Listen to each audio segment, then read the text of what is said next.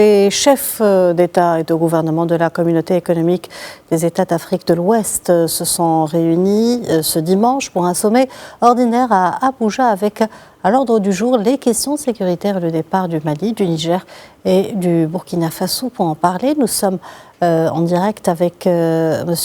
Bakary Gouey, journaliste mauritanien. Bonjour et merci d'avoir accepté notre invitation. Bonjour. Alors, tout d'abord, que retenir de ce sommet de la CEDEAO tenu à Abuja et quelles sont les principales conclusions et résolutions qui ont été adoptées? Merci. Comme vous le savez, ce sommet, c'était un sommet, on pourrait dire, de la dernière chance parce que au menu de ce sommet, il y avait notamment le problème du retrait des trois pays de l'AES qui préoccupe au plus haut point les chefs d'État de la CEDEAO, car il s'agit d'un coup très dur. Donc, il fallait coûte que coûte essayer de sauver les meubles. Et donc, voilà, c'était quand même le principal point qui était, en tout cas, à l'ordre du jour, même si, en tout cas, au niveau de ce sommet, il fallait discuter aussi de plusieurs dossiers, notamment le dossier sécuritaire. Il fallait également parler discuter du rapport annuel de l'année 2024 sur l'état de la communauté, discuter également du rapport de la 53e réunion ordinaire du Conseil de médiation et de sécurité. Il y avait également les questions économiques qui étaient au menu parce qu'il y a le lancement de l'éco qui est en panne depuis 2020. Il fallait également relancer cette question-là. Donc, sur toutes ces questions, les chefs d'État ont essayé, en tout cas, de trouver des solutions. Et sur la principale question, qui est le retrait vraiment des pays de l'AES, les chefs d'État ont, en tout cas, déployé tous leurs efforts, toute l'imagination, en tout cas, imaginable, pour essayer de retenir donc ces pays-là.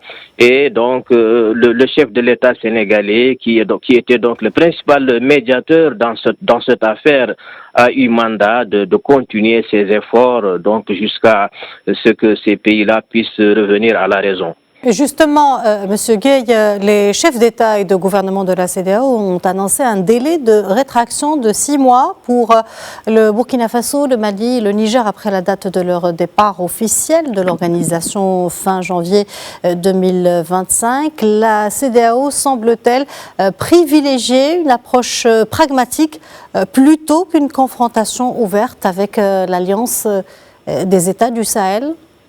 Effectivement, la CEDEAO n'a pas le choix parce qu'on sait que le départ de ces trois pays allait peser très lourd sur l'organisation qui se débat depuis plusieurs années dans les problèmes. Donc, il fallait vraiment coûte que coûte tout faire pour essayer de retenir ces pays-là. Effectivement, c'est la négociation qui est privilégiée. D'ailleurs, pas seulement du côté de la CEDEAO, mais également des pays de l'AES qui, eux aussi, comprennent que leur départ de la CEDEAO risque de leur coûter très cher.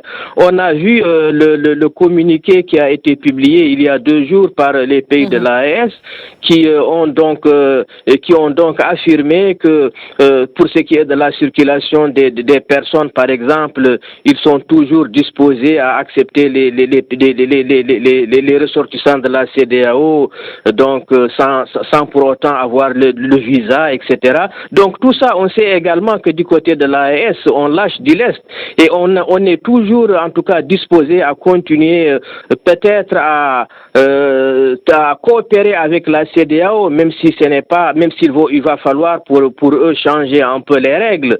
Voilà, c'est donc des deux côtés, on sait que on a des choses à perdre et on essaie en tout cas de préserver les acquis. Face à la situation actuelle entre la CEDEAO et l'Alliance des États du Sahel, une convergence des vues est-elle encore possible ?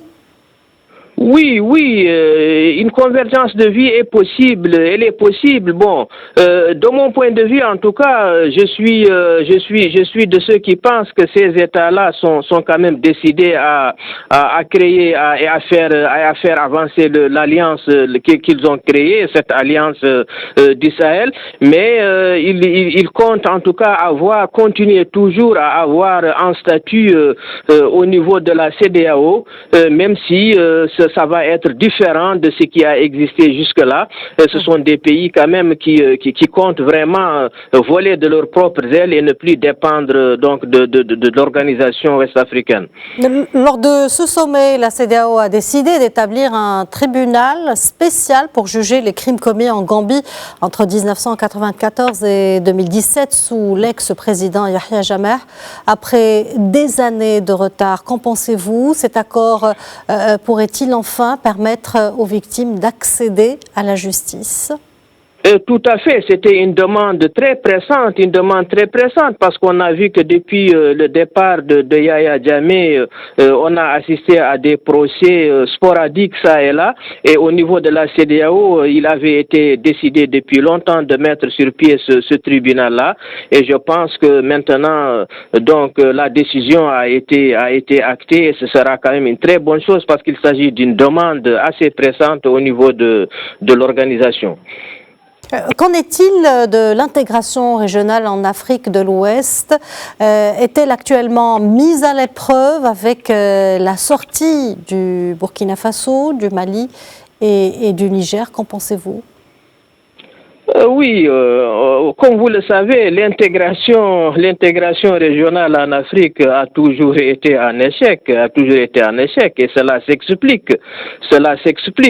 Et puis donc le fait que, en tout cas, ce qu'on voit aujourd'hui avec cette implosion, en tout cas programmée au niveau de la CEDEAO, cette intégration, en tout cas, devient de plus en plus, en tout cas, difficile parce que tout simplement, le départ de ces pays-là va beaucoup peser, et donc sur le plan donc de cette intégration économique, vraiment on en est encore très loin parce que tout simplement, même pour mettre sur pied la monnaie unique qui est l'éco, les pays n'arrivent pas à accorder leur violon.